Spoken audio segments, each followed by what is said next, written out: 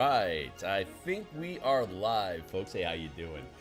Give me a second here. I'm going to check in on my signal, make sure that everything's up and running. Good morning, Jesus. Let's see. Looks like we have a screen here. Let's see. Looks like we have a screen here. We're up and volume sounds. Let's see. Looks like we have a screen here. We're up and volume sounds. Yeah, okay, cool. We're up and volume sounds. Yeah, okay, cool. We're up and volume sounds. Yeah, okay, cool. We're up and all right, the cacophony shall end. Yeah, okay, cool. There we go. Let's knock that down out of the way. I'm going to grab my link here. I'm going to do some really fast social updates. And then we're going to get to work here for like 90 minutes. Maybe we'll do some artwork. Hold on real fast. Go here. Here's our link. Let's swap this around. There. Okay, great. So just to distract you while I press a bunch of buttons. Hey, my name is Phil Kearney. I create role-playing games. I illustrate them.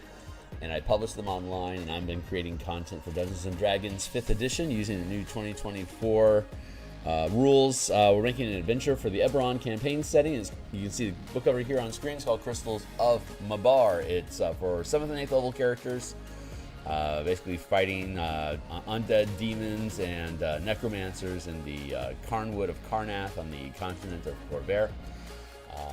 Got my screens fixed here. Cool. If you think this stuff is neat, like, subscribe. We have new subscribers. Thanks a lot, guys. Like, subscribe, hit the bell icon for notification of when we're live in the future. Here's a bunch of books that I've already created on the DMsGuild. They all have 100% free preview. Read them cover to cover. If you want to support my work, consider picking up some of them. You can also support me on Patreon. And here's my Discord channel where we go to sharpen all our knives. Be welcome to show up and kick around. I'm going to drop this down out of the way. Let's grab our... Yeah, cool. Oh, wait. Yeah, okay, good. We're good. I can get the book cover out of the way. We're doing some spot art right now. Just some page filler. There's a little gap here. There was just too much of a wall of text. We needed to have a little illustration in here. There was a space to do it. We're going to do it. Whether or not I put in little like I could have pushed this text up to the top here and just had like a little empty corner down here. I could have done it that way, but I decided that this is a better way to break the page by having an illustration here. And yeah, so let's see. Let's stitch this up. We're going to have we have the character portrait of Rahid, who is our handler from the 12 that gives us the mission that we're going on working for the 12. I need to figure out what this background glarb is. We just want to have him sit in an environment because the illustration doesn't have him in an environment and it feels a little empty. So I wanted to add some flair around it. He's not a PC or he's not an NPC that actually like does anything in the adventure. He's just a personality that is part of the background of how this adventure started. If you're actually running a campaign, you could carve Rahid out and replace him with anybody else that would be appropriate. There's 6 plots, and the assumption is that your characters are deputized by county sheriffs in Fort Bastion to investigate missing persons report in these small villages that are cropping up now that the last war is over. But there's 5 alternate plots, and one of them is that the Council of 12 has hired you to check in on some necromancers that are supposed to be performing a ritual to create a manifest zone that they're supposed to be harvesting for profit and then sharing that profit with the Council of 12 who funded this operation. But communications went dark a couple weeks ago. And now they're like, well, they've shut down their teleportation circle and they're not responding to the cues on the sending stones that we have with each other. They're not picking up the phone and they're not answering the door. It's time for us to get a warrant. But this is the mafia that we're basically dealing with. So they're just going to kick down the door and start asking some harsh questions. And your job is to pick the lock. So you want to get into the manifest zone and set up some teleportation crystals into the teleportation circle that's been disabled, so that you can repair the teleportation circle, so that the 12 can use that circle to send in a wet work team and a replacement crew to take out the necromancers that are currently there and replace them with somebody new. Your job is to get the teleportation circle up and running and get the hell out of the way. Anything that you do that screws up them taking up the necromancers reduces the amount of rewards that your character gets. So they're very much stay out of the way and let us take care of this. But your characters could decide, like they're like the necromancers are sacrificing villagers to make this work. Is the Council of 12 of a super basically the Council of Doom and Eberron? Do you think they're going to stop sacrificing people if this is something that they want to have happen? No. So your characters have to make a decision at some point about, are we on board with our mission? And do we need to go off mission? Because you could always float down into the family and friends plot hook where you befriend the village and they want you to help them. That plot assumes that you know people in the village and they've invited you out. Hey, we have some open farm space. Why don't you lay low? Why don't you stop this adventuring career? Or when you want to stop this adventuring career, we have a place for you. So the adventure assumes that you show up either to retire or take heat off of your characters because they've screwed up something and now they need a quiet place to lay low. Well, when you get here, people are missing, including your friends and family. So now you got to go find them. It looks like they're being sacrificed by necromancers that are working for the Council of 12. So you've got the Emerald Claw and you've got the Council of 12 that's going to get pissed off at your character for showing up and just trying to have a relaxing vacation. It's a classic 80s movie action plot line that your characters get dropped into. And so yeah, we're illustrating it. So back to work, Kearney. That's enough. That's enough exposition, I think. Let's conceal the color. Oh, that's right. We were working when we last left our when we last left our heroes. They were drawing art. There you go. There's that. There's no idea what that's for.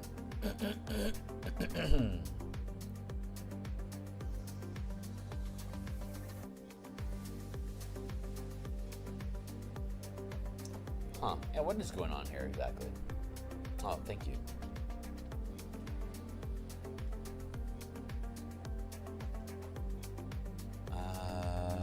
Okay, everything's on task. So we did the rough sketch yesterday.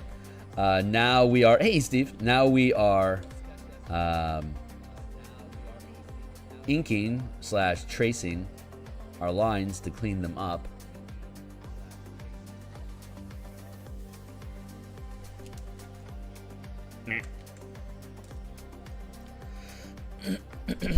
How's our perspective looking? Yeah, could be better. There. Parchment. And then I'll have a separate layer for the map on the parchment. And then we're going to make we'll have a handout included with purchase of the adventure that provides this map.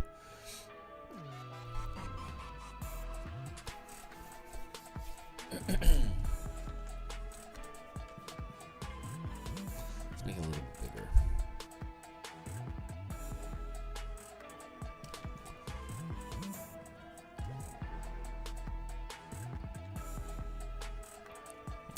Off screen right now, though, the last parts of the layouts that I need to do for the book is the monster section, the monster menagerie, Appendix A, monsters and NPCs, and so I'm currently fighting with the pages how to fit the 2024 stat blocks for the monsters, how to arrange them properly, so that they're complying to the columns.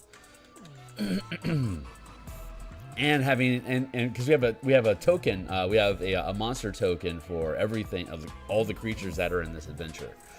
Even if they're already redundant in the monster manual, we made tokens for all of them, like shambling mounds and assassin vines and wights and raids and ghouls, and they all have tokens. So I could default the monster section to just hyperlinking D&D Beyond, but it feels more complete and better to me to actually provide stat blocks for every creature that is in the adventure. It's going to add some pages It's I'm not trying to pad the adventure at all, but it just to be convenient to whoever's using the adventure, having it be self-contained so that you can just hyperlink back. Like whenever I mention a monster, I can just hyperlink the monster entry in the appendix of the book, so you can bounce back and forth between stat block and encounter where those creatures are at.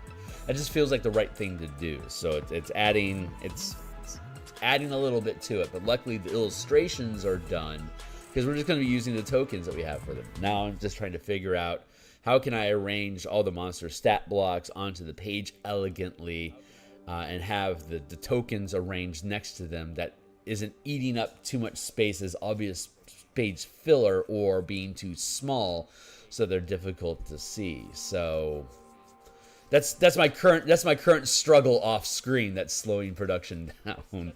Once we figure that out, though, the book is good, and I knew this was a straggling issue. I specifically had put it off so that it'd be the last thing that we had to worry about, because it really is just a small detail that needs to be resolved. But anyway, I digress. It's bothering me, of course, because it's another thing that needs to get taken care of, and I'm not familiar with this 17 by 10 page. It's a new paradigm for me, and so I'm learning as we go. I'm expanding my repertoire of ability with this, which is ultimately what I want to do. I want to create content that is not only innovative for the people that might decide to run this adventure or utilize any of the supplements and tools that I've created, but I also want to challenge myself so that I can expand my repertoire of production, that I can prove that I can build things in different formats and push the envelope on a type of work that I do. So I just want to expand. I want to grow. And adventure production is definitely a massive growth cycle for me. It's been incredibly difficult birthing this, and I'm learning, and I'm making decisions. My brain is trying to figure out, what page format do I want for my other supplements in the future, but being that I'm hard committing to PDFs for stuff that's on the DMsGuild, I'm not constrained by normal page sizes. I can do whatever I want. It's just a PDF. And this 17 by 10 inch canvas seems to be the most accommodating for the devices that it's going to be viewed on. So, but it's a divergent away from traditional formatting. So I'm just naturally concerned about people not liking it and it making the book suffer as a result of it. It feels right. So I have to follow my heart. That's the right thing to do. And now I'm really considering, should I do this for the other books that I like? I'm going to be rebuilding the Color Mana books. Maybe since I'm rebuilding them, there's an opportunity here for me to follow a similar format. It would certainly be cool for the spells, like the spell list. It'd be really easy, just list the spell here and then have the grid of white, blue, black, red, green over here. This is maybe a 10-point font. It'd be small, but it'd be easy for me to have the spell lists fitting in each one of these columns. That feels really good. it was really difficult for me to fit them into the 2-column format. That would be basically this, basically this wide. That's kind of scrunched. So if I had this extra space, it would be so easy for me to be able to plot out. I'm convincing forgive me, I'm not doing artwork right now. I'm conspiring to our success in the future. So I'm just falling down this tangent right now of how are we going to utilize this tool that we're developing? How are we going to use that in future books? Like the Spelljammer book that we created, I'm going to leave that in the 8.5 by 11 format. I don't need to make a change there. But like the Bashing campaign book, the color mana system for 2024, these are things that are worth considering making the changes to. We're going to be doing the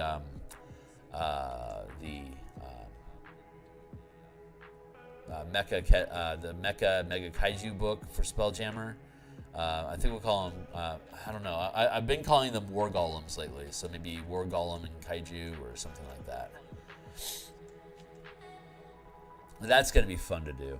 All right, I think I've minced on that line art enough. A lot of it's just going to get covered up by black powder anyway, but I want to make sure it sat nice. Right, and then we've got this bag here. Let's take this. No, yeah, this. No, not that. This. Kind of. Hold on, I'm mincing details.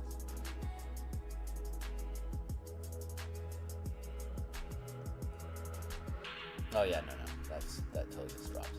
Here. This is where we're supposed to be at. All right, so we have our map, we have our bag, we have our map, and now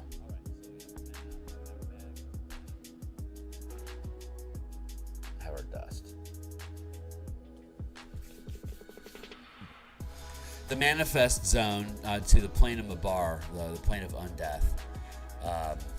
The manifest zone is so powerful that it's basically terraforming the environment that the manifest zone is being created in, which in this case is the Carnwood Forest. So the forest has been basically it is already rotted out, and now the type of plants and alien life that exists in the plane of Mabar is starting to spread into the Carnwood, and the soil. Specifically, the soil in Mabar is basically like coffee grounds. It's like necrotic coffee grounds. These little Folgers crystals that form. They're called Mabar crystals, or in this adventure, the crystals of Mabar. They're like dragon shards, like power stones that can be used specifically in darkness and necromancy spells. So it's like I'm not making stuff up in this adventure. This is like how the thing are written, and so what we're doing with this adventure though is they're taking these crystals and they're grinding them up into powder, so that they can make magic circles with them, or that they can make ink out of them, so that they can scribe scrolls or create rituals for necromancy and darkness. As basically material components that can replace having to get like a giant crystal or something, like rubies. Instead of having like put rubies on the eyes of somebody that you want to speak with the dead and then have them crumble when they do it, you can just wipe their eyes with some of this powder, and that will replace the material components. So you don't have to worry about finding a bunch of gems to burn on spells. You can like animate dead. I think it's like what? Hold on. Now I'm curious because I don't remember. D&D Beyond, animate dead.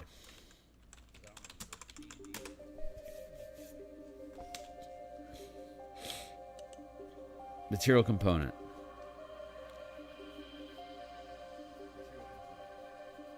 A drop of blood, a piece of flesh, and a pinch of bone or dust.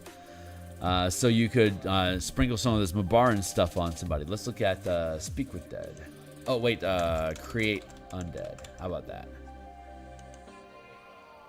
This is skeletons and zombies. Create undead is ghouls, ghasts, and wights, I think. No, mummies. Ghouls, wights, and mummies. And it requires a 150 gold piece black onyx stone for each corpse that you create. So, like, we can create ghouls, wights, and mummies using this powder instead of having to have an onyx gem. Animate dead. Speak with dead. I think this is a ritual.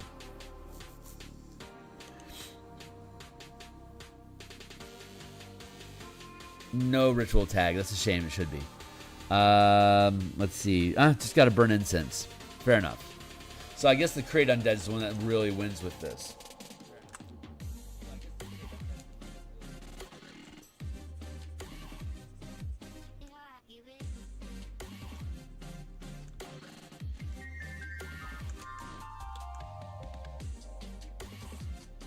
Anyway, the point is that you can use the crystal as material components for necromancy and darkness spells, which allows you to make rituals, so you can do like mass grave awakenings and shit like that. Super fun stuff. How are we looking on here?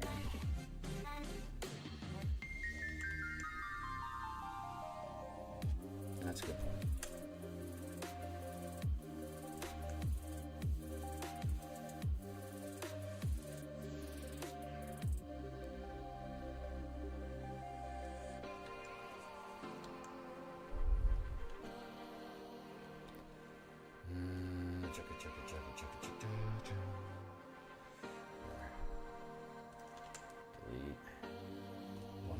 One more time, and then we'll be done with the line art.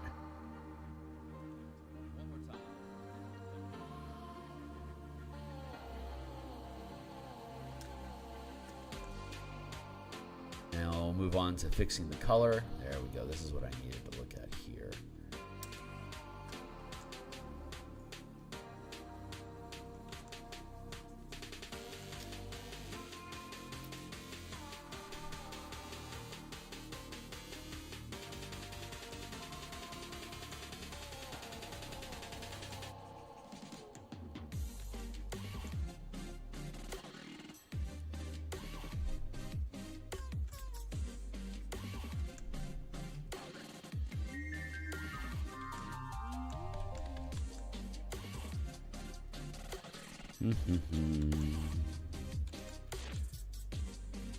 Like that.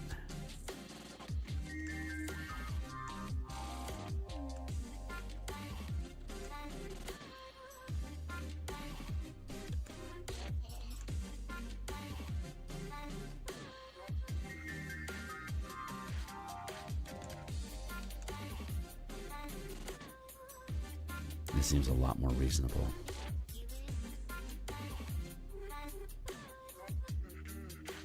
This stuff is fun to do. I gotta admit it, man.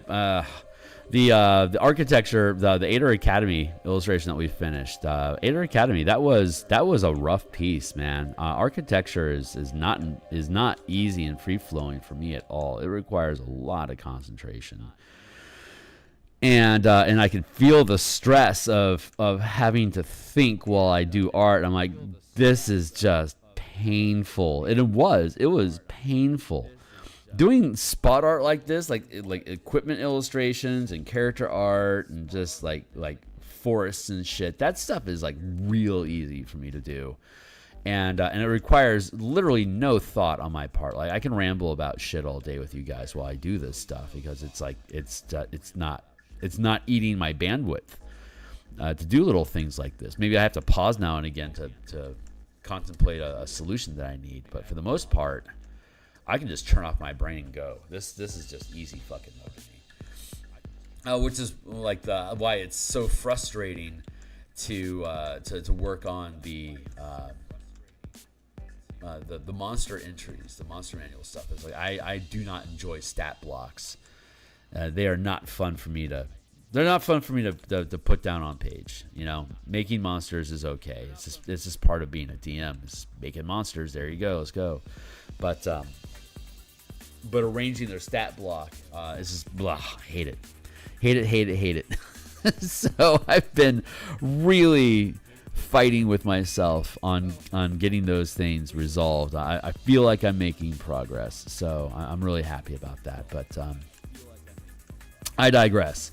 It feels really, really good to be getting back to just doing some simple little spot art like this. I can just rip and let the muse dance and just feel relaxed and start my day with you guys. It feels, I love this. I am so thankful that I have the opportunity to do some artwork in the morning before starting my day job. And speaking of which, we'll be back at lunch today around 2 o'clock. If it's 6:55 now, do I have an alarm going? I haven't heard any yet. I forgot to turn on my alarm. Well, great timing. 6:55. I just happened to glance at the clock. That's just the universe conspiring to my success. We have an hour left on the block.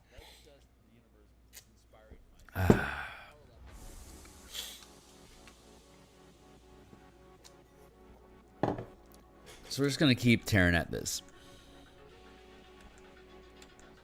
I'm so thankful and just gratitude for being in a life circumstance that I can do this in the morning and then put in my day of work and then come back home and live my life. It's what a huge blessing. I honestly do not mind having a day job that affords me the opportunity to do this daily as a insignificant hobby side hustle. You know, it's a good month when I make like $300 or $400. It's like that's a good month. It's I don't make big money doing this stuff. I have a day job. You know, but I'm not in a rush, and you know the channel grows, and who knows what happens? Who knows where I'm going to be at in 5 years? That's not my job to worry about. I've got a stack of books that I want to make right now, and all the stuff that I want to do, I don't expect it to explode. You know, I'm not making the next It game. I'm not doing the next D&D killer. I'm just making content for stuff that I think is cool for a game I like to play. And if I'm supposed to catch fire and explode, and then I will. And there's literally nothing I can do about it. I'm going to be dragged into it, probably kicking and screaming, into if I'm destined for a higher degree of success, quote unquote. You know, market share, visibility, larger fan base, whatever. If this is supposed to become my day job, it will. And there's literally nothing I can do about it. My job is to appreciate where I'm at right now, what I have in my life, and to see what is it that I'm doing, what's going on in my life right now that is absolutely perfect for who I'm supposed to become. Because whatever is happening right now is prepping me to transition into whatever happens next. And if I'm scared, it's because I need to become more familiar with uncertainty. That I need to see that uneasiness and that edgedness that you get from not knowing what's going to happen. I need to learn to embrace that as an ally. That it's misplaced excitement about what's coming next that I don't have the tools to see, but is destined to arrive. And I think that's beautiful.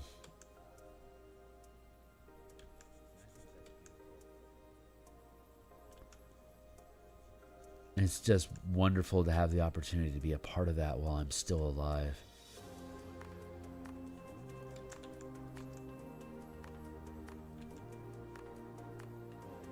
So if this is what compels me, if this what compels me to get up every day and continue my life, and if these are the conclusions that I can draw about my life as a result of what I'm doing, then obviously what I am doing is blessed.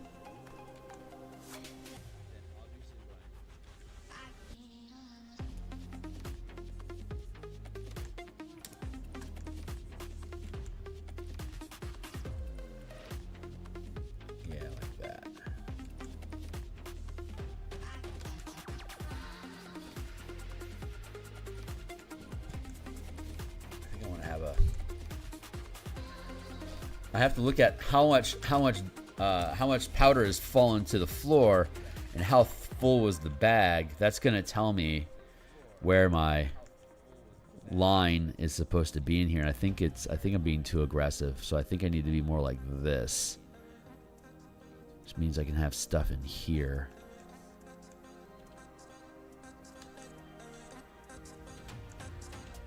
Help shape the interior.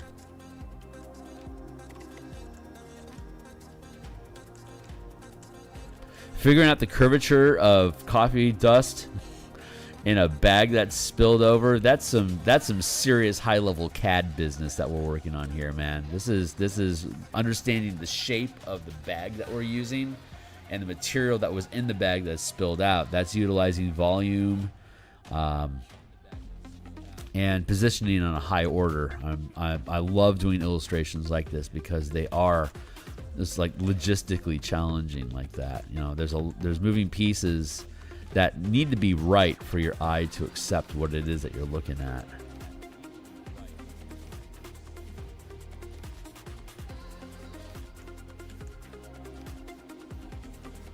Put a little gap in here like that.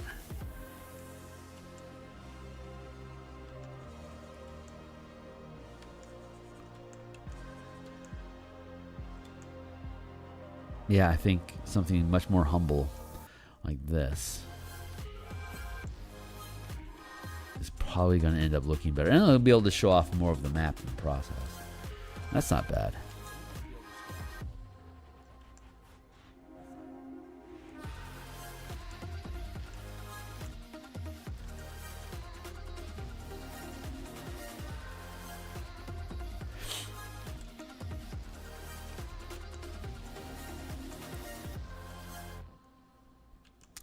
For now, I'm going to put a map, map image underneath here where it's getting covered. But ultimately, we're going to make a square, like a 9 by, like an 8 by 8 image of a roughly drawn map that can be printed out as a handout for people if they want to have it. You know, if the DM wants to do that. But otherwise, it'll just be a JPEG asset that will be included with the adventure that the DM can look at as, you know, handout 14 or whatever.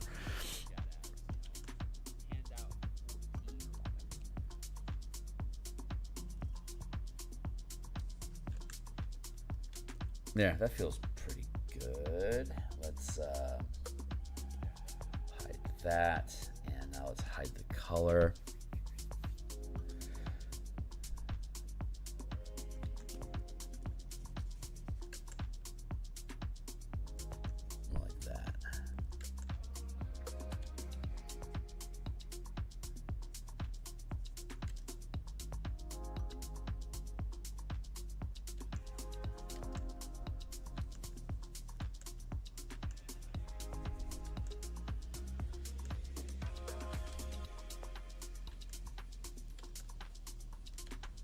Filling that gap with sand here.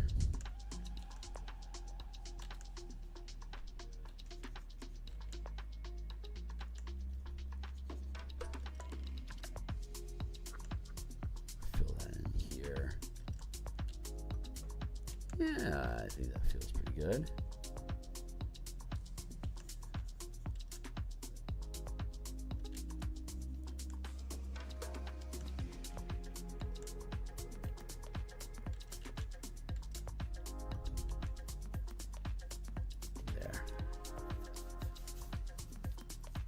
Yeah, that feels about right. So last night we worked on the bashing campaign some more, and I'm really happy. We've simplified the process a lot. It was when we last left off, it was getting pretty mechanically complicated, and it was more complicated than the system needed to be for what we want it to be. So right now, the reason we're going through the document again and basically clearing out unnecessary mechanics that slow down using the system.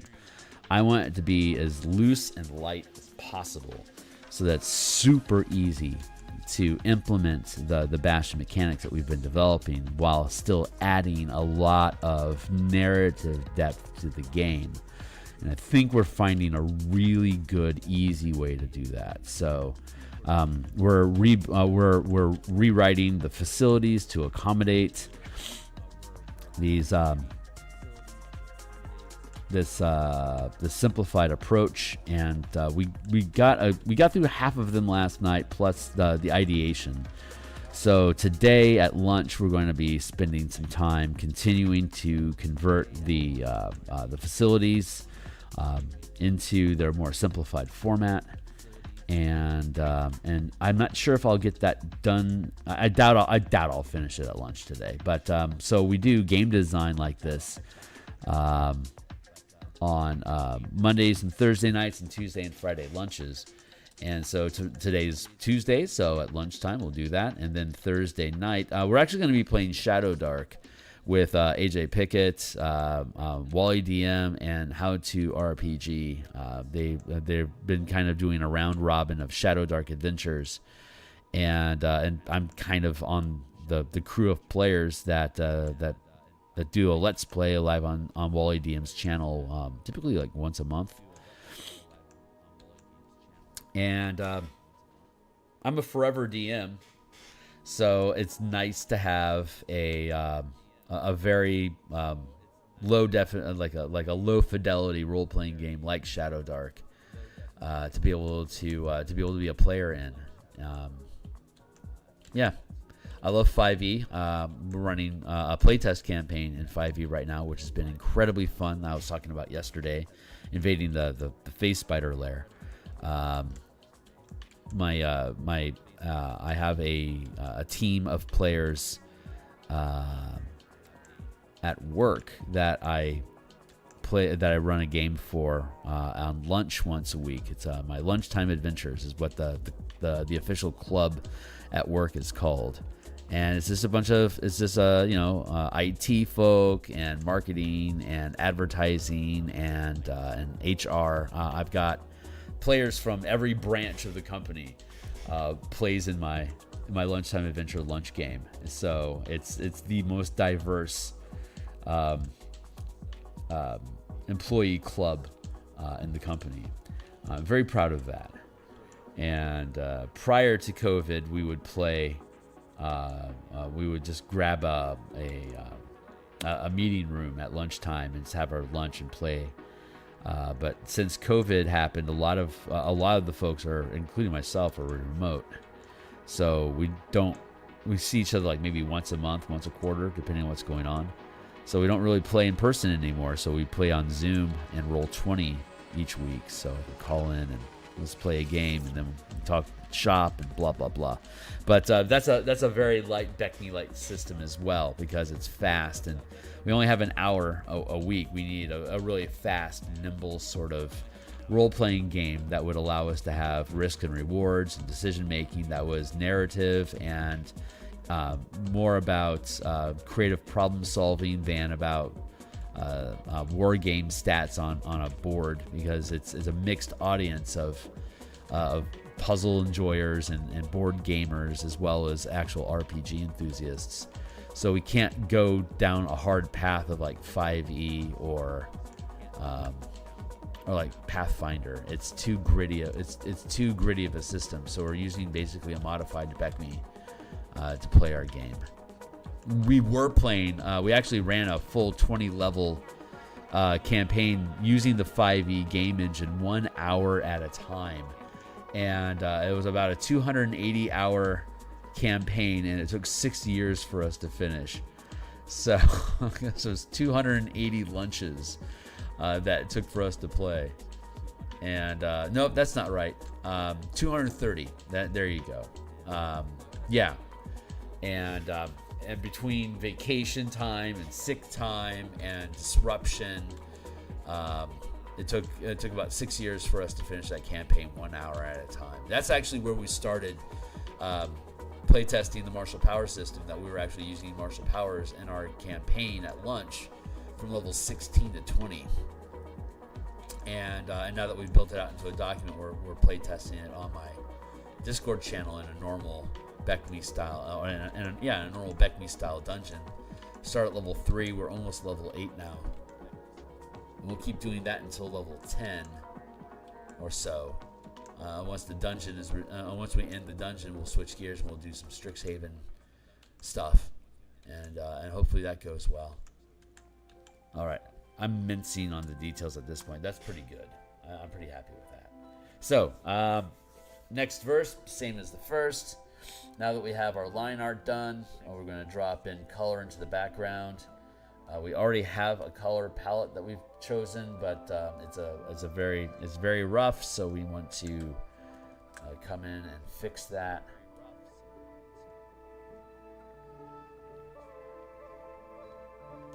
Here and here, color.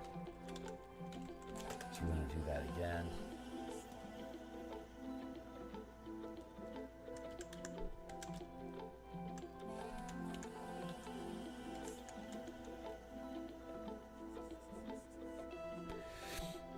So for the moment, we're just going to block this.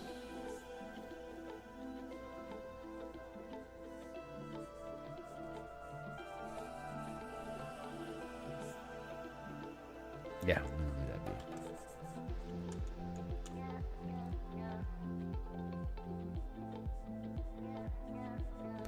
And we're going to end up binding the line art down into the color. So the line art for the crystal powder and a separate layer of color for the crystal powder is appropriate so that I can merge them together separately. These little ripples and folds in the paper creates little gaps where the crystals are at. It's like a really small detail, but I love that it's here.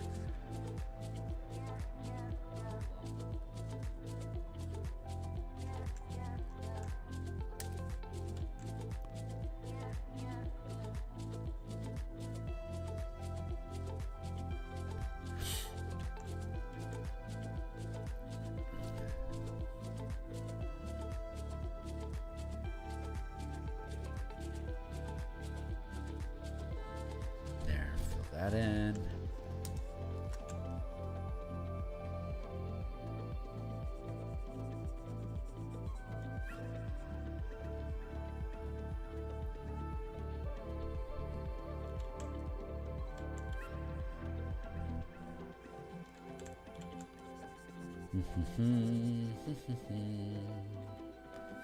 So yeah, we're going to continue working on facilities on our lunchtime design stream.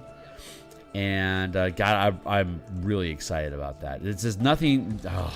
I don't know what I'm more. I honestly don't know what I'm most excited about: Bastions, Spelljammer, or Color Mana. It's like those three things. Those three things are just to me. It's just peak 5e design stuff. Like, most proud of that work. I think the Bastion has the most potential for helping campaigns, so it's the biggest one worth crusading for. I'm glad it's what I've decided to do for my next actual book. But I'm really looking forward to rebuilding the Color Mana books.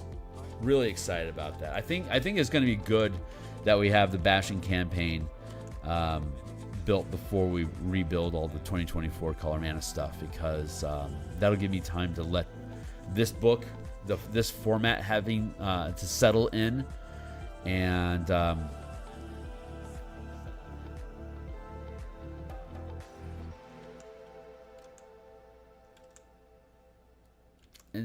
for me to be able to lock in and confirm that this format is a good idea. For instance, like, is this the right format, or a traditional 8.5 by 11 format for the Color Mana system? And my gut keeps telling me this is where you're going to go with that. So I think it'll be nice to do, if I do the Bastion campaign in this format as well. I like that idea. I think I just like this format.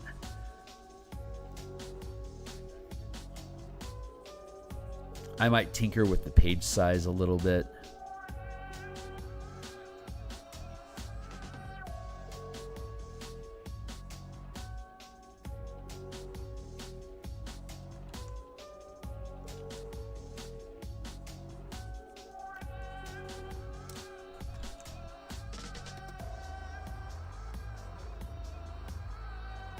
But for the most part, I'm really happy with it. So I think this is, until I get involved in something that I'm actually going to print, I think I'm probably going to go with this format moving forward. I don't know. It'll be a case-by-case basis. If it's a small project, maybe 8.5 by 11 is what we'll stick with. But for really big projects, I think this 16 by 9 format is probably the way to go.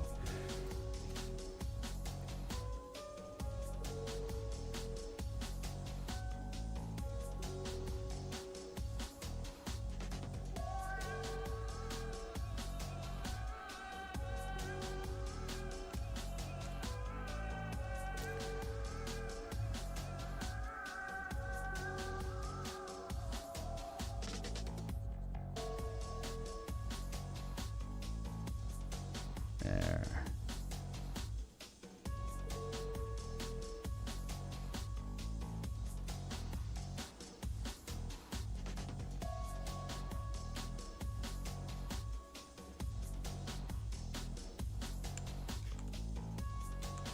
Yeah, it feels a lot more. That feels more organic. I think I want to push this up here like that.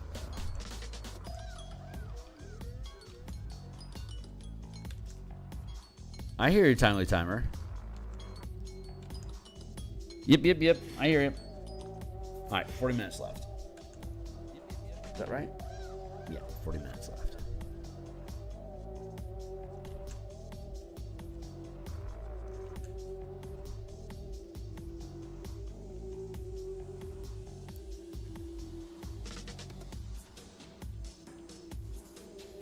Kind of lump that up a little bit. Yeah, this feels pretty good. Boom, boom, boom, boom, boom.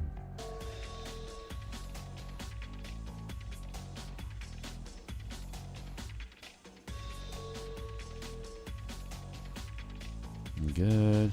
Put that all in.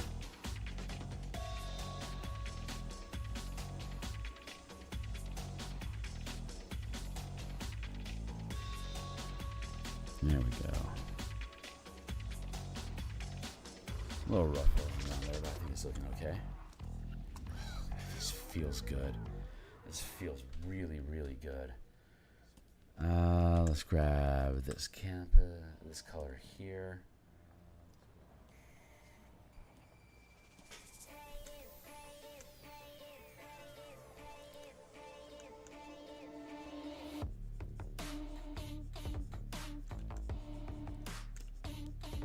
Good.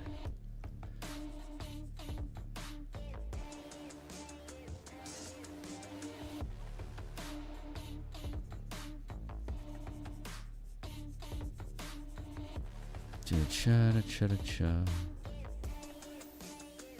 There we go.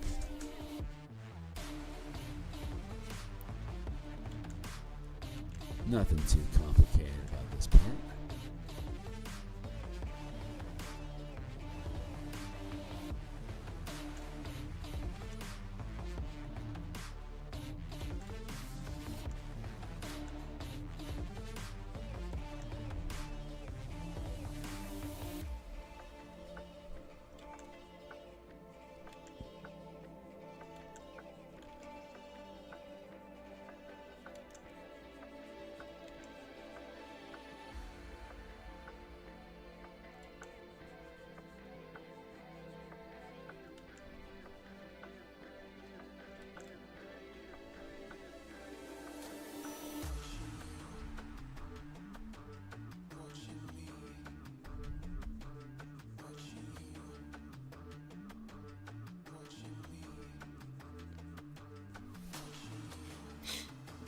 Good.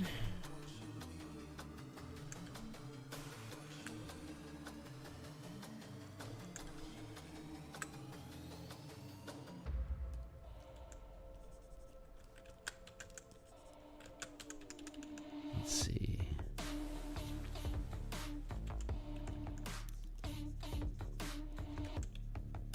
Use this darker bit over here on the fringe edges.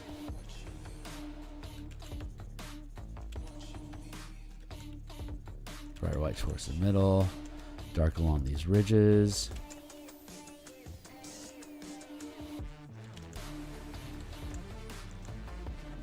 Like that. That feels good.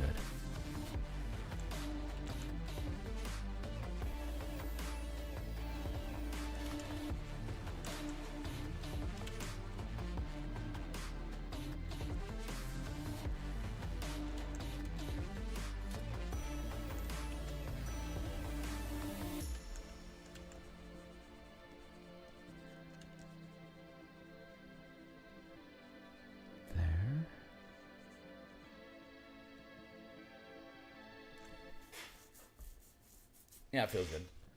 There and there, that's right. And now next is going to be this bag.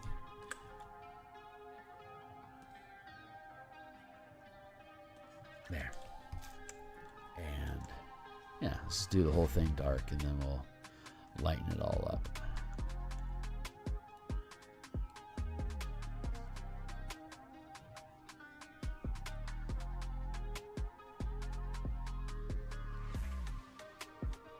This is probably the starting dark and then just lighting the highlights. I think is probably going to be the easiest way to do this bag.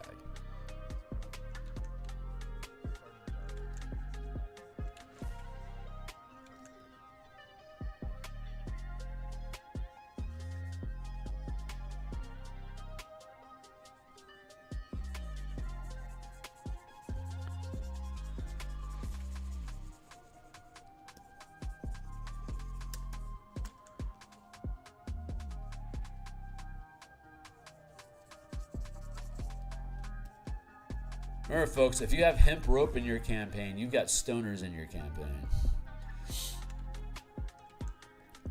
It's a public message, a reminder that hemp is weed.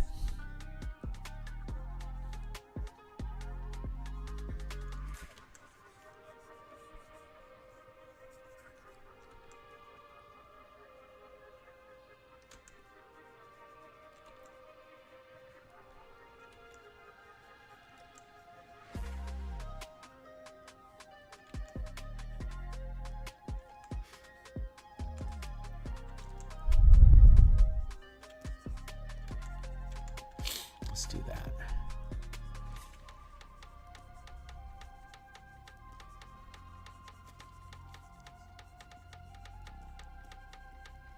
Yeah, I think this is more fun. Right decision.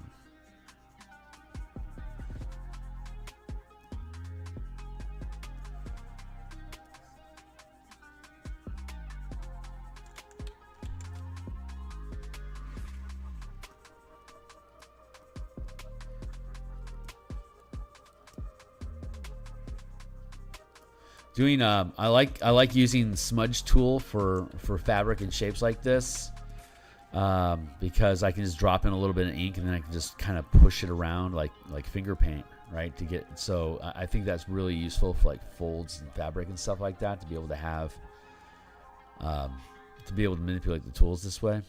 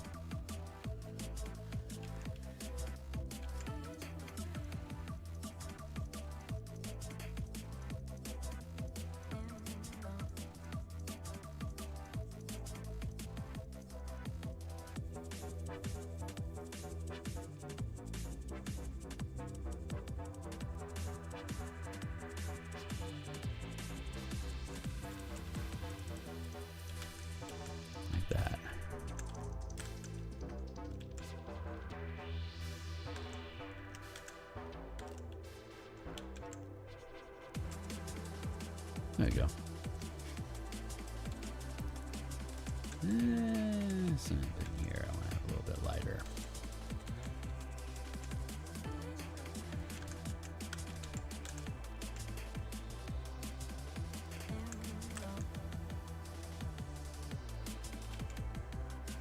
Yeah, like that.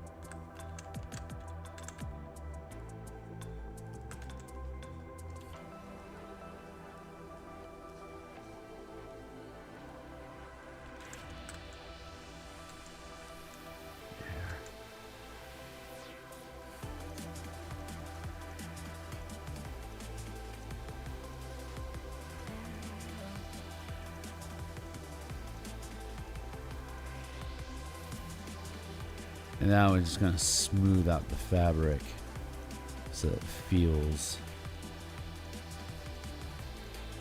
more fabricy. I don't know how else to say that. I don't know. Would fabricy, would that be spelled with a K? I feel like it would be Fabricky. Fabricy. That feels like that's, yeah.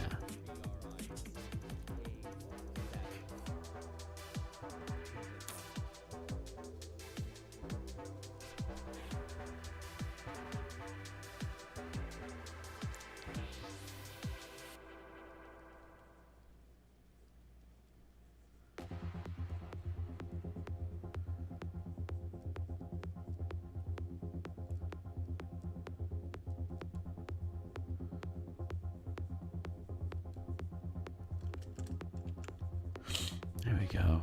And then when we blend in the line art into this, it'll help deepen the shadow over here, and then we'll be able to further modify the depths of the sack. I like how this is sitting so far, though. This is really working out.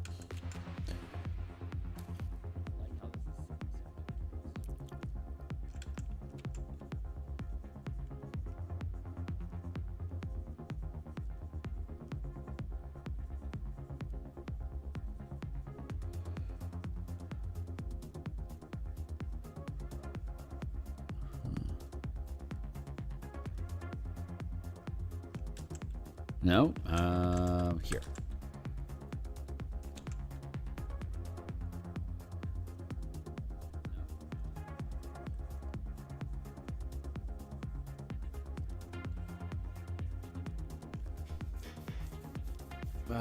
Face.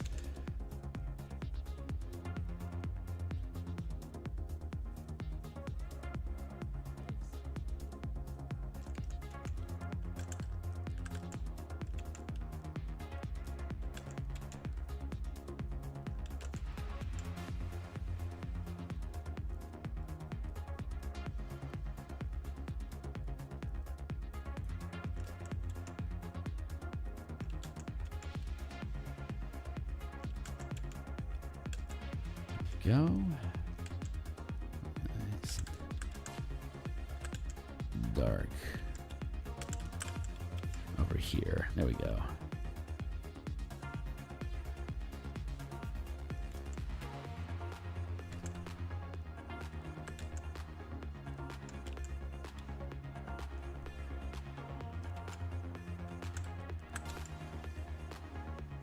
Let's smooth all that out.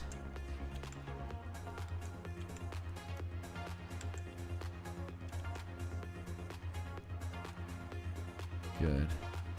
Yeah, we'll figure out the drawstring. We'll just put like a little yarn string sort of thing.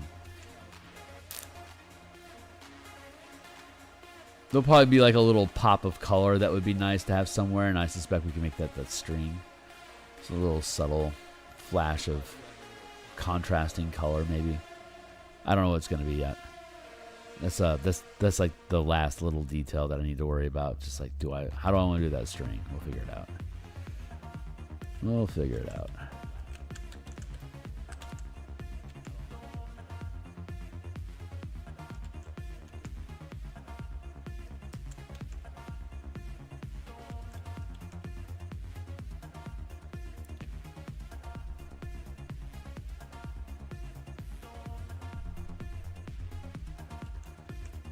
There.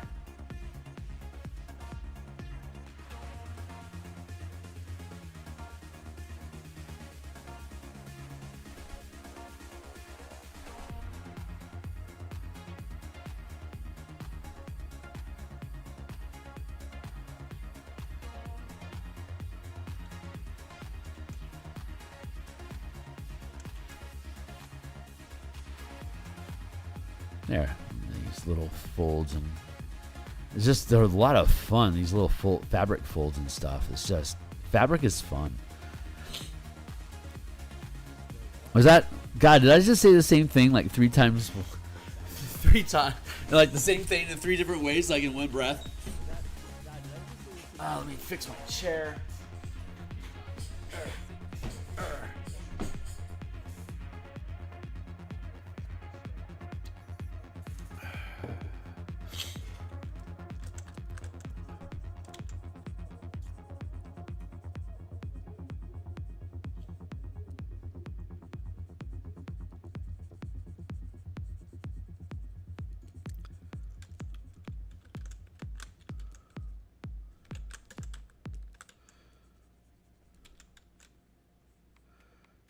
curving away from the camera. We'll have a darker.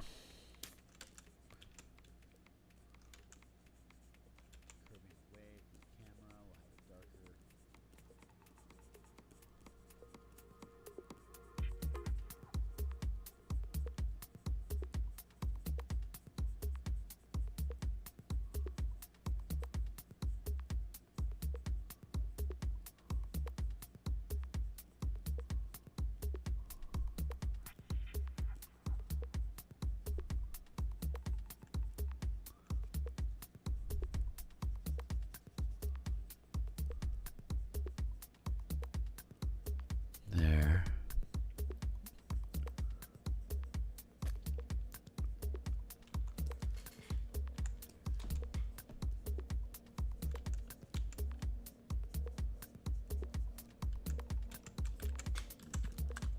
And something like that.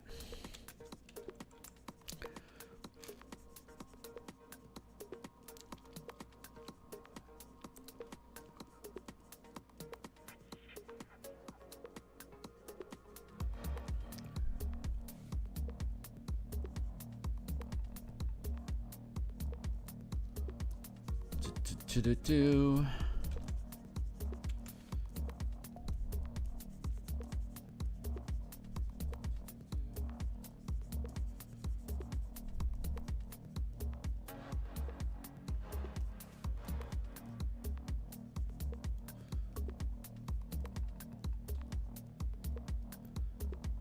Like that. There we go.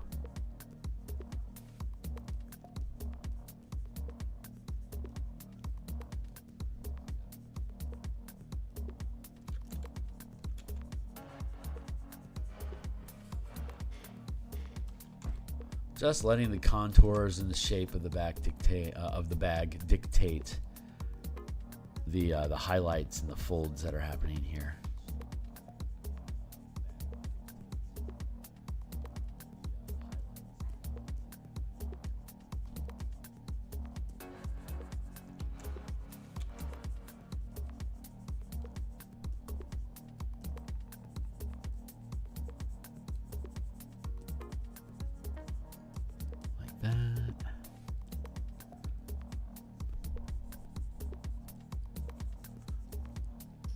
Hey, what's up?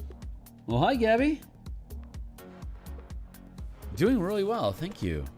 I got some good rest. I'm doing some artwork that I'm enjoying. I'm having a good day. Everything feels right in the world. Until the Fire Nation attacked. Curse those Fire Nations.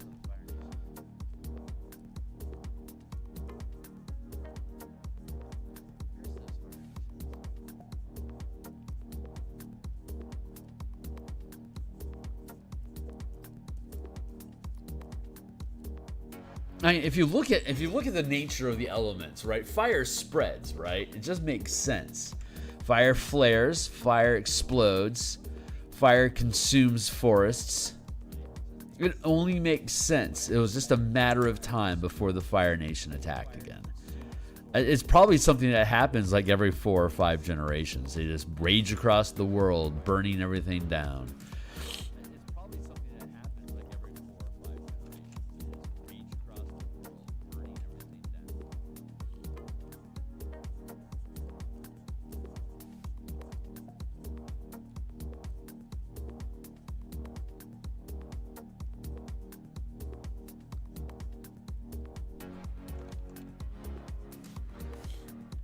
I need to prep your homebrew world game, but want to read Eberron and Spelljammer. Right on.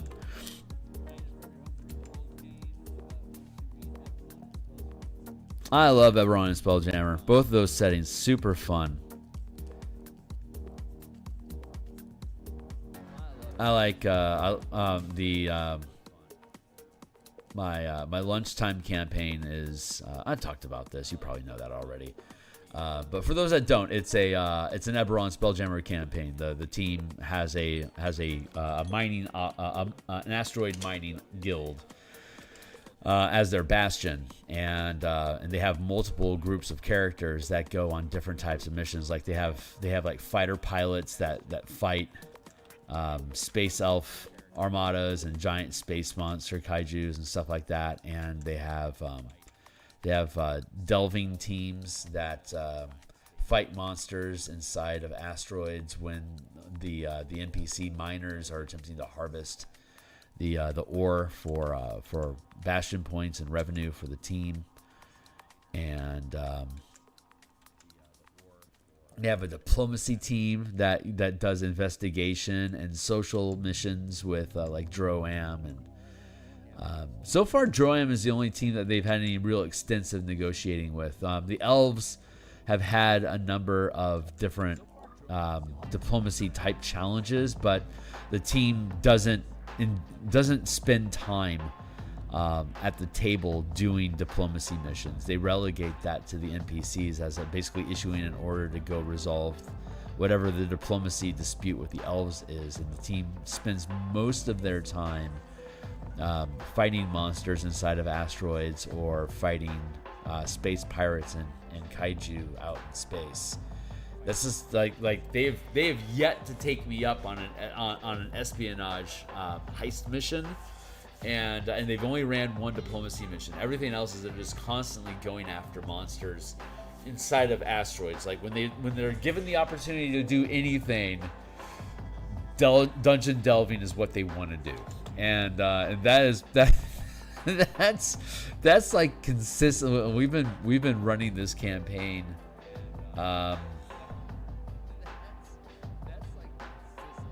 Over a year now, and I want to say like 80% of the time they're inside asteroids fighting monsters. No, let's say 65% of the time they're fighting monsters. Like 30% of the time they're fighting kaiju in space, and the rest of the time they're the other time, that one time at 5%. Was them doing a diplomacy mission with Droam. Yeah, but I mean, it's a highly customized campaign. Obviously, it's using a lot of the tools that I build that we're doing. They've basically been playtesting the Bastion system for over a year with me now, and like the consequences of like making issuing an order and then rolling to see if they succeed or not, and if they fail, it creates a complication. That's the format that we've been using for our campaign for a year now, and it's been going fantastic, which is why I'm so excited about the Bastion campaign book that we've been building, because it works. It's a really fun, for me as a DM, it's a really fun way to progressively generate events and activities that the players get to choose what they want to do every 4 to 6 weeks.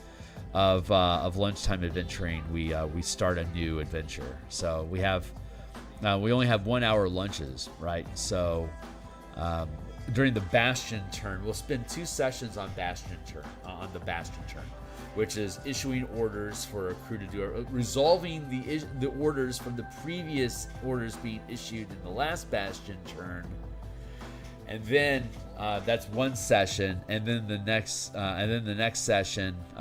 They decide. Well, they resolve all the issues, and they create new. They issue new orders, and while they're issuing the new orders, they decide which adventure, like what adventure do they want to go on, and if there was complications that was created last Bastion turn that need to be resolved, then that's the mission that they'll choose to go on as adventurers to resolve the complication.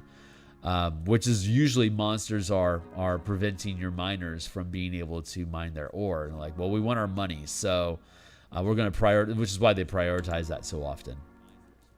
Like diplomacy and espionage are like low priority adventures, and I think they're really just trying to optimize the amount of Bastion points that they earn. So, that's where they invest their time. But it's been working incredibly well. That like they'll do their best. They'll issue their orders to mine and to like defend their territory, and find out what the elves are bitching about this time. They relegate all those tasks to their NPCs, and then they make their bastion check to see how well the NPCs negotiated or investigated on their behalf. And if they roll poorly, then the investigation went bad, negotiations went bad, something is escalating, and now the team needs to get involved. And so, like the military missions, the fighter combat missions that they have been a result of them being messed with, like having bad diplomacy results with Droam and bad diplomacy results with the elves has been where all of their military conflict has come from in space. But it's a lot of fun, so I'm really excited about the camp, about that supplement, because if it's been this much fun for me as a DM to utilize that system and running this campaign, I think other DMs will enjoy it too. And it's just a different way of framing. So literally, it's just a different way of framing your campaign, like how to run a campaign, and it's just been loads of fun to do.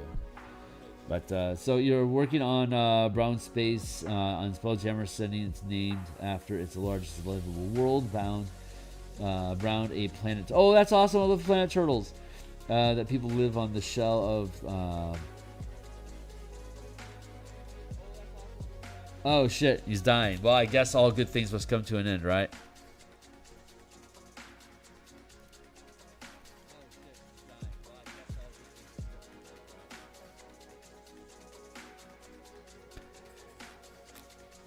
Yeah, when I DM, I like to create problems and think about what the solutions are, but not care how the players create like whatever solutions the players come up with. Like that's their story, you know, like that's their agency to create and attempt a solution for themselves.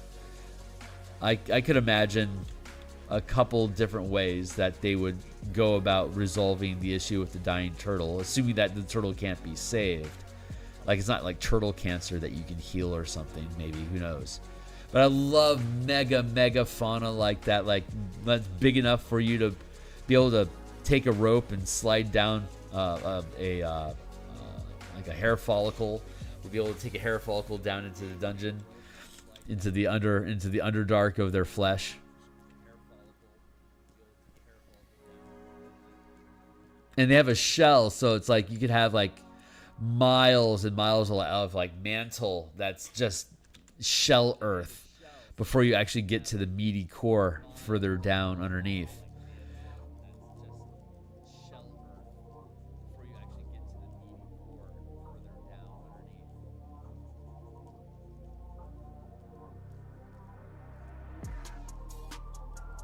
Just world turtles are a neat idea. I just think they're cool. And that's a really fun theme to a campaign, like the turtles dying. Like, how much of an impact is that going to have on the decisions that the players make? Do they care? You know, are they going to try to find a new home, a new turtle for everyone to settle on, or a different type of world altogether? Are they just going to let the world burn and the players are just going to be out for their own? The world turtles have predators that they have to like world orca that will eat world turtles.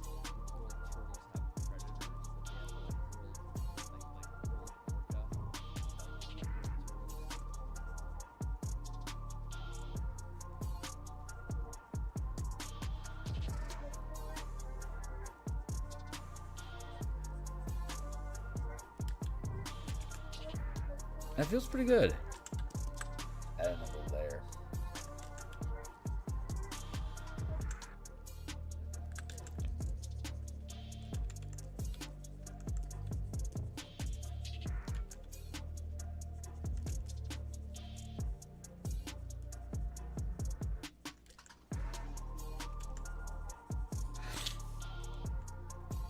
So the campaign problem is the campaign is finding a new home for everyone by negotiating with other worlds. Nice. Very cool. Tons of potential there.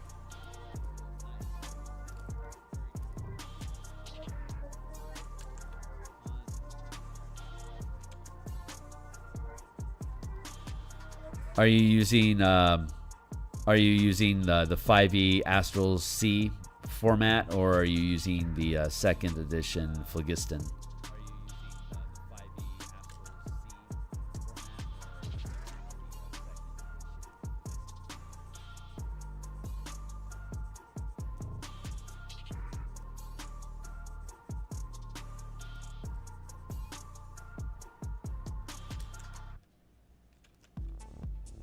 Phlogiston. Maybe it's pronounced Phlogiston.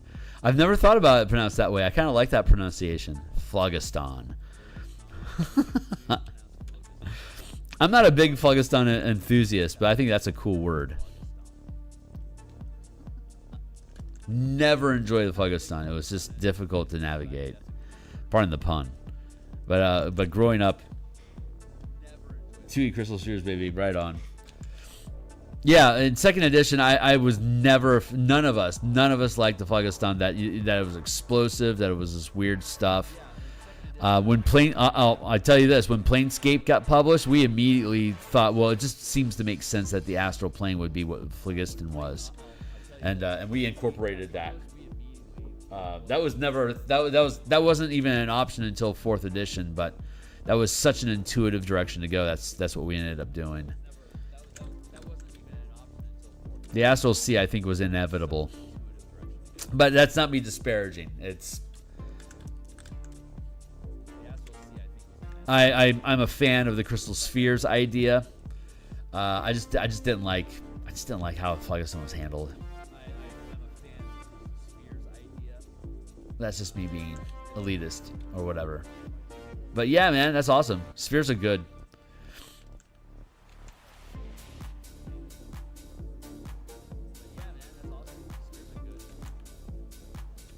So are there multiple turtles in the sphere? Their own little worlds that they kick around in? Or is there like an entire is it a pod of turtles? I know that it is for whales. I don't know what the plural on turtles is, but I'm thinking of them all riding a wave in wild space, and there's other turtles that aren't too far away that they could potentially jump onto, or do they have to try to find a rare turtle that is like they're one per sphere maybe?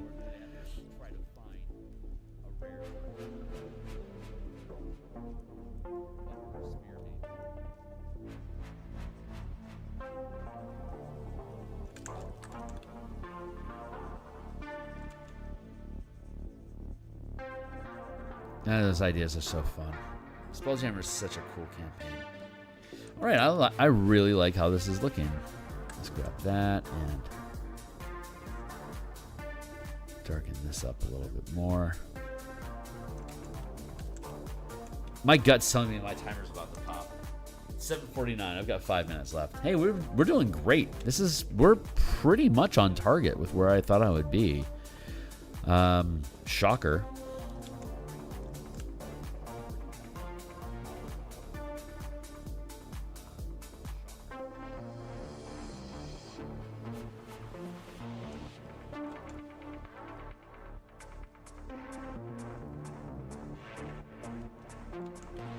I spy with my eyes something that is text. What's up?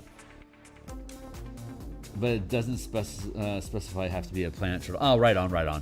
I wasn't sure if there was other types of planets in the system or not. If it is a planet turtle, do they have to eat? Or are they celestial type creatures that don't technically, or do they just absorb sunlight, like Endori? That would probably make the most sense. World turtles consuming sunlight. That would explain why they would be in orbit around a sun. It would also allow them to be chaotic in their orbit. That'd be goofy.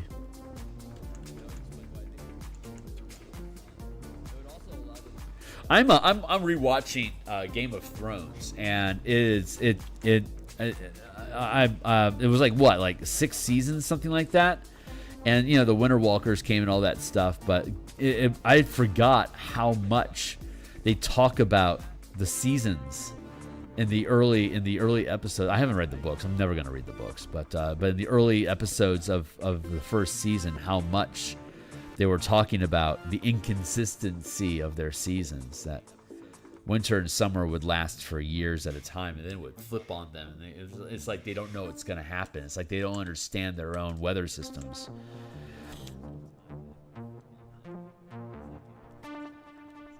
It's a fascinating.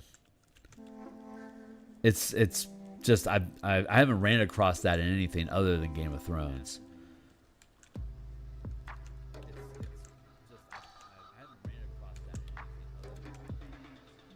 It's very three-body. It feels very much like three-body problem.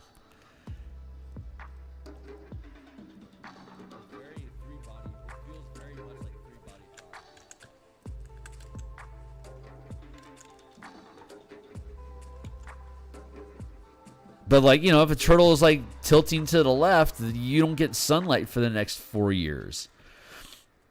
If the turtle leans to the right, and, you know, if the turtle flips over, no one gets sunlight, and it becomes winter for however long the turtle's upside down. Because it's just floating around in space. It might not care. But if it's eating light, it's going to want to stay near the sun. But its orientation can just be completely random.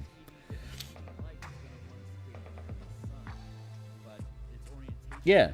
Well, that's how the Kandori work, right? The space whales, they live on sunlight. So it only stands to reason the bigger the creature gets, the easier the resource needs to be to gather. Otherwise, you couldn't get that big and you would starve to death. It only makes sense that world turtles live on light. It would be impossible for them. What is space full of plankton that they're just going to eat? How does that work? You never really think about it. It has to be sunlight, so it's a non-issue that they just exist and float and absorb sunlight. What a contemplative reality.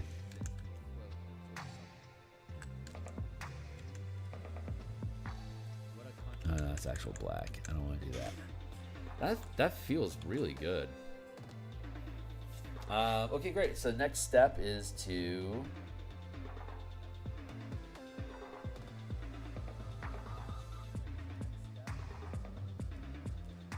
grab the background.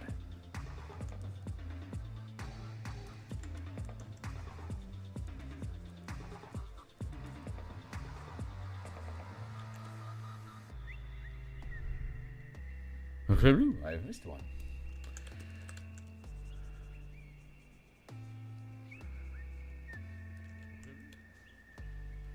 There we go.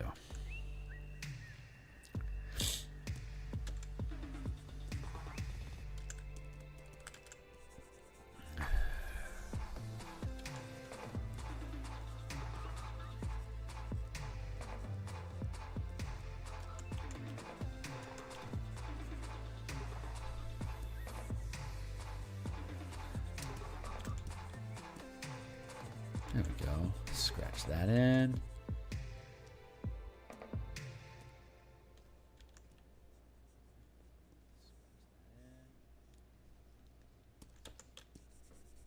Find our flaws, fix them, carry on.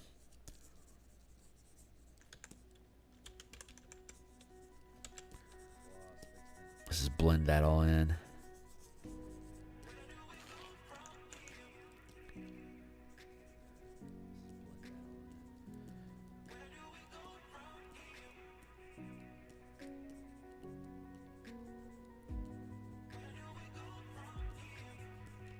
I want to smooth that in. We're going to add some texture to the environment.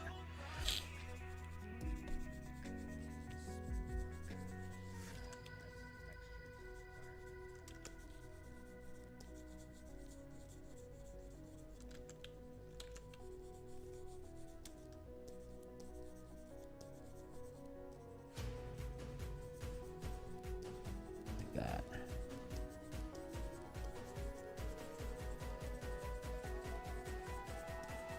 Just smooth it all out.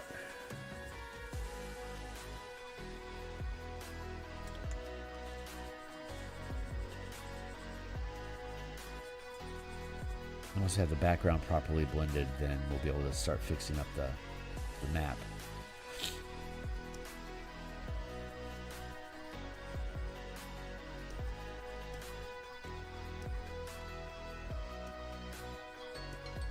Hey, there's my timer. It must be 7:55 here in Seattle. It's been raining last night. It's wonderful out this morning. Nice, cool weather, and all the freshly fallen rain. It has that just rained energy in the air. It feels so good. It's like the opposite of humidity.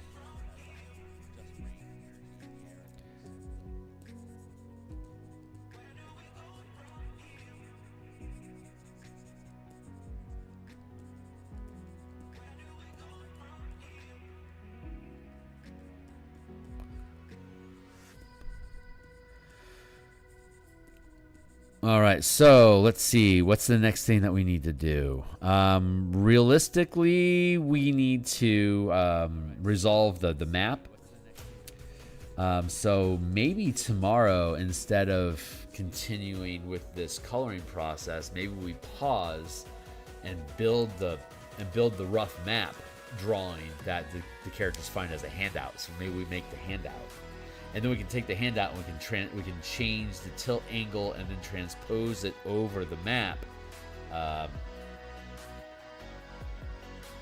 like that, over the map, so it lines up here. That might be a productive thing to do.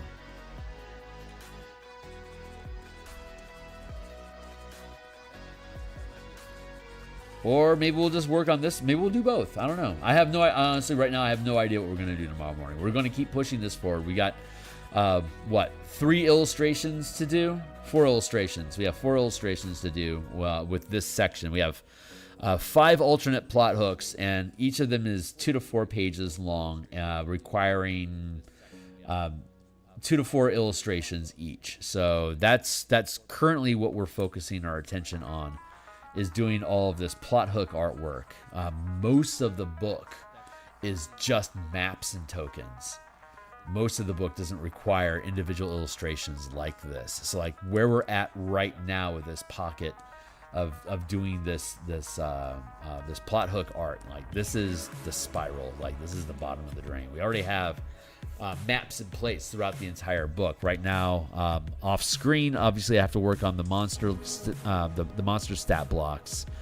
But once we have that out of the way, then all we have to do is worry about doing page integration, and we also still have to resolve the border. We spent a session last week looking at the border, like the logic of like how to build the border, but we didn't actually do any artwork for it. That's on the horizon. It's not my top priority at the moment. That feels like a lot of graphic design work, so I'm going to do probably a lot of that off stage. But it's in the works, so we just keep moving forward with all the little tasks, and once we run out of little tasks, we're done, and then we get to publish the thing and move on to the next book. That's exciting. That is exciting.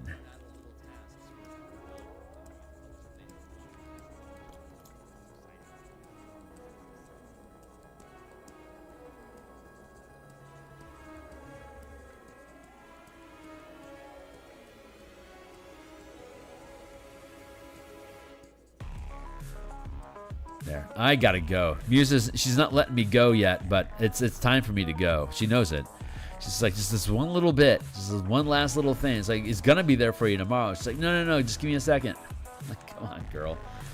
I like that diffusion though. That gradient feels really, really good.